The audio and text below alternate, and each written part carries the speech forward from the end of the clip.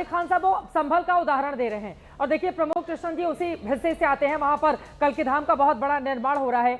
वो कह रहे हैं कि कोर्ट के आदेश पर संभल में गई थी ना टीम सर्वे करने के लिए। मुस्लिम, एक सेकंड सुनिए ना, मुस्लिम धर्म के लोग अचानक से आ गए और टीम के ऊपर हमला कर दिया था।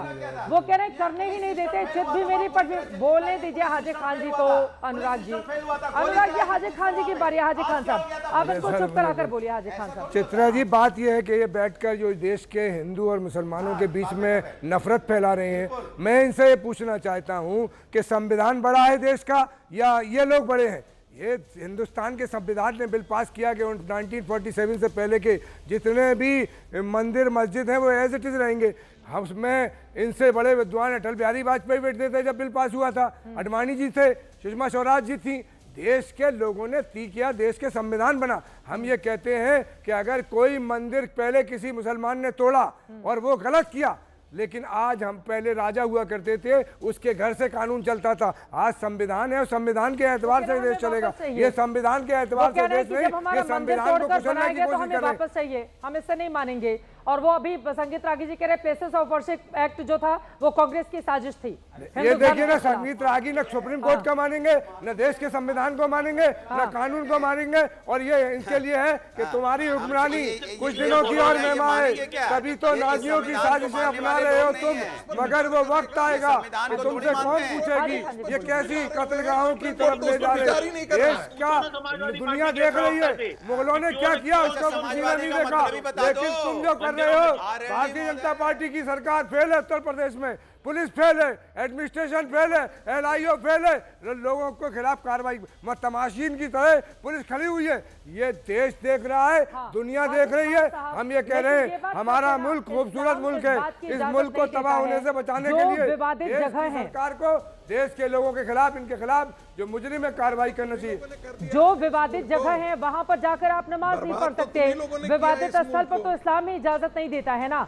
तो यहाँ भी विवाद की जड़ में है। पहले मंदिर था, बाद में उसको मैडम इस्लाम का यही हुक्म है कि विवादित पे नहीं होगा, लेकिन अब विवादित है कहाँ? ये जबरदस्ती आप विवाद फैला रहे हैं। ये देश के लोगों को, हिंदू और मुसलमानों को ये तबाही की तरफ ले जा रहे हैं। हम ये कह रहे हैं कि सरकारें, सरकार इसलिए नहीं बनती, सरकार ये शपथ लेते हैं देश के लिए, शपथ नहीं चीफ मिनिस्टर ने कि हम देश के नागरिकों के साथ एक साथ। यही दुश्मन है जो देश के जो बैठे हैं, ये हिंदू मुस्लिम कर रहे हैं। रागी जैसे लोग हैं देश के दुश्मन, जो समाज के अंदर में नफरत की बात करते हैं, अपने आप को बोलते हैं मैं टीचर हूं। टीचर तो हमेशा सौहार्द की बात करता है कि ये पॉलिटिक्स चलती रहेगी। संगीत रागी जी इसके बाद में कोरोना की परेशानी हो। आचार्य प्रमोद कृष्ण जी बोलेंगे, प्लीज प्लीज। आचार्य प्रमोद कृष्ण जी आ रही हूँ मैं आप लोगों के पास एक बार। आचार्य प्रमोद कृष्ण जी, अखिलेश यादव का ये कहना है कि फूट डालो राज करो की पॉलिटिक्स पहले अंग्रेज करते थे, अब भारतीय जनता पार्टी कर रही है, और कुछ साधु संत भी ऐसे हैं जो लड़ाने का काम करते हैं।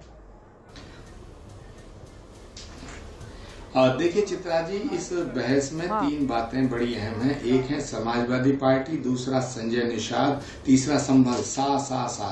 तो समाजवादी पार्टी जो बात कर रही है, तो मुझे बड़ा आश्चर्य हो रहा है कि समाजवादी पार्टी का तो जन्म और उसकी उत्पत्ति दंगों से है। समाजवादी पार्टी शांति की अपील कर रही है, भदौरिया जी शांति की अपील कर रहे हैं, इससे बड़ा आश्चर्य कुछ हो नहीं सकता। दूसरा विषय है संजय निषाद जी का, जो वारिस पठान जी ने और हाजी खान साहब ने जो आशंका व्यक्त की है, तो वो तो संजय निषाद जी कैबिनेट मिनिस्टर, उन्होंने कह दिया दंगाइयों पर कार्रवाई होगी। तीसरा विषय है संभल का, तो संभल में जो दंगा हुआ, मैं स्पष्ट कर देना चाहता हूं, आत्मरक्षा में पुलिस ने गोली चलाई। अगर पुलिस गोली ना चलाती तो कम से कम हजारों लोग मारे जाते। तो उस समय क्या कहते वारिस पठान साहब, क्या पुलिस के अधिकारियों के ऊपर हमला करना, और वो भी किस बात के लिए? समाजवादी पार्टी के स्थानीय सांसद ने, और उस पर चार्जशीट पेश हो चुकी है, उन्होंने उकसाया, 50,000 आदमी इकट्ठा किया।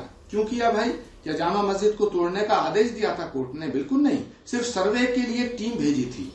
और ये सनातन को छोड़िए, ये तो भारत के तीन इतिहास, दुनिया के तीन इतिहास, ancient history, modern history, medieval history, तीनों तरह का इतिहास साक्षी है कि 1526 से 1529 के बीच में मंदिरों को तोड़ा गया। जो मंदिरों को तोड़ा गया तो ये इतिहास में दर्ज है। अब हम ये नहीं कह रहे हैं, हम साफ कर देना चाहते हैं एबीपी न्यूज पे चित्रा जी आपके शो में, हम बिल्कुल ये नहीं कह रहे हैं कि मस्जिदों को तोड़ के एकदम मंदिर बना दिया जाए, लेकिन इस सच को स्वीकार करना पड़ेगा कि मंदिरों को तोड़ा गया। आपको इसमें भी प्रॉब्लम है, जहां तक सवाल है इस मकबरे का, इस ज़ारत का, इस जो ये आज हादसा हुआ है, यहाँ जो अराजकता फैली है, भाई जो सनातन को मानता है वो सृजन की बात करता है, विध्वंस की बात नहीं करता। सनातन सृजन सिखाता है, विध्वंस नहीं सिखाता। अगर किसी मकबरे को तोड़ने के लिए कोई हुजूम इकट्ठा हुआ है, वहां लोगों ने तोड़फोड़ की है, तो मैं दावे के साथ कहता हूं योगी आदित्यनाथ जी की सरकार है, उन पर कार्रवाई होगी। लेकिन भदौरिया जी, आपकी जब सरकारें थी तो अपराधियों को छोड़ने का काम अभी तो आप कह रहे थे, नहीं, अभी तो आप कह रहे थे किसी दल से नहीं है, अब भारतीय जनता पार्टी की बैटिंग करने लगे। तो पहले कहते थे कि भारतीय जनता पार्टी की तरफ से मैं बोलने के लिए आया हूँ, आप समाजवादी पार्टी पे उंगली उठाने लगे, लेकिन भारतीय जनता पार्टी पे उंगली नहीं उठा पा रहे हैं। आप 1526 से 1529 की बात करेंगे, लेकिन 2017 2025 की बात नहीं करेंगे कि 2017 से 2025 में देश के अंदर में उत्तर प्रदेश में क्या हो रहा है, लोग परेशान, इस पे बात नहीं करेंगे। आप 2014 के बाद से बात नहीं करेंगे, लेकिन 1526 1529 में चले जाएंगे ना। आज की बात क्यों नहीं करना चाहते आप? हमें भूतकाल में, हमेशा भूतकाल में ले जाने की कोशिश क्यों करते? क्योंकि आज आपने कोई काम नहीं किया जो आप गिना पाओ। हम डंके की चोट पे गिनाते हैं कि हमने काम किया, एक्सप्रेस वे हो या 1090 100 डायल हो या हमने लैपटॉप देने की बात क्यों? दंगों के आधार पर हुई है वो, ठीक है। वो कह रहे हैं कि दंगों के आधार पर ही समाजवादी पार्टी की उत्पत्ति हुई है, उसके मुंह से शांति की बातें शोभा नहीं देती हैं। अनुराग भदौरिया जी, हाँ, क्योंकि भारतीय जनता पार्टी के कार्यकर्ता है, भारतीय जनता पार्टी के सपोर्टर है, भारतीय जनता पार्टी के नेता की तरह बात कर रहे हैं। उन अगर नेता की तरह बात नहीं करते तो आज कह रहे होते कि समाजवादी पार्टी विकास की राजनीति करती है। समाजवादी पार्टी ने मेट्रो बनाया था उत्तर प्रदेश के अंदर में, 100 डायल पुलिस सिस्टम मजबूत किया था, 1090 बनाया था, यहाँ पे हमने स्टेडियम बनाए, पार्क बनाए, यहाँ पे क्या नहीं कि एक्सप्रेस वे बनाए, मेडिकल कॉलेज बनाए, हमने यहाँ पे यूनिवर्सिटीज बनाई जो आपने देखी और आप जानते हो, लेकिन आप बोलना नहीं चाहते क्योंकि आप भारतीय जनता पार्टी के साथ हैं, इसलिए भारतीय जनता पार्टी की वाहवाही करने के लिए आप आते। ये ठीक नहीं है। अगर आपको भारतीय जनता पार्टी की बात करनी है खुल के कीजिए। एक दूसरे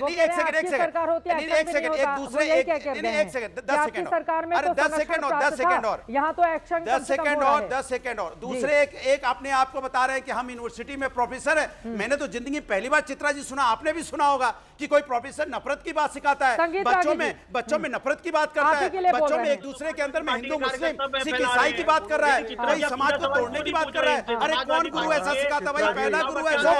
इसका मतलब है चित्रा जी, मुझे बोलने दिया जाएगा कि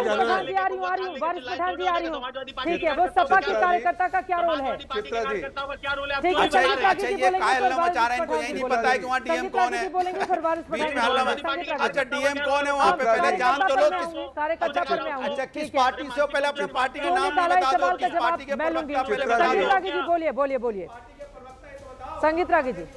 हाँ चित्रा जी बोलिए मलेच्छ और विधर्मी इस्लामी आक्रांताओं के साथ हिंदू भी हिंदुओं को मार रहे थे। वो जयचंद की कैटेगरी होती है। समाजवादी पार्टी, कांग्रेस पार्टी जयचंद की भूमिका में है इस देश में।